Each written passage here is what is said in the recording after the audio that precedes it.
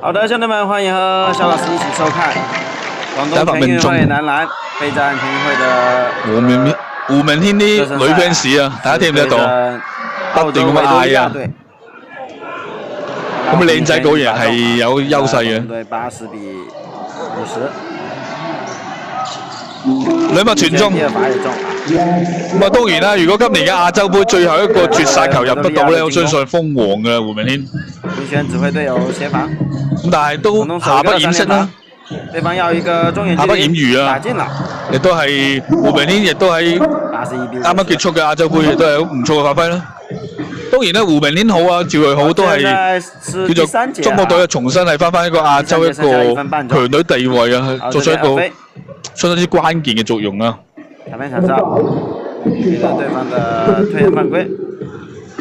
俊飛可以話係今屆嘅全運會嘅男嘅友誼賽或者熱身賽啊，叫做係我哋省內嘅一個巡，未識好嗰個準身啊。第二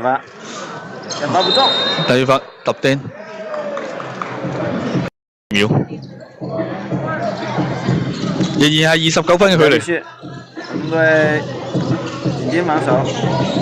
這個掩護之後，面對住高場嘅流傳咧，真係冇得啖好食啦。艱嚟啊，真係自討苦吃啦。咁啱啲12號嘅拿治蘭方面，拿治恩方面真係有少少係自尋短見啦。好兩下 crossover 掹後飛到尾，繼續 in 連啦，就俾到澳洲隊縮窄分差嘅機會。wide open 大吉位3分球出手有啦，26分嘅距離。開始來看胡明軒這球，二飛給他攔下，走翻個後門。這邊是賀西尼，1-0利用時間差逼開9號力夏爾。南下放鴨呢一成功。3秒，雙方各有次進攻的機會。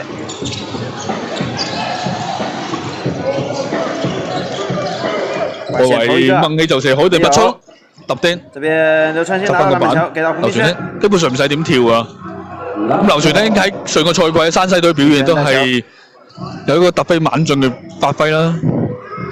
咁都協助翻山西係作為舊年嘅應該上個賽季嘅黑馬。咁當然啦，可能有少少小插曲就係佢同。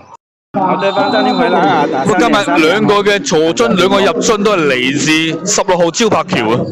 過來，面對防守，一個搶射3分球，因為時間差唔多嘅情況之下，上節結束，廣東隊83分，差少少咯。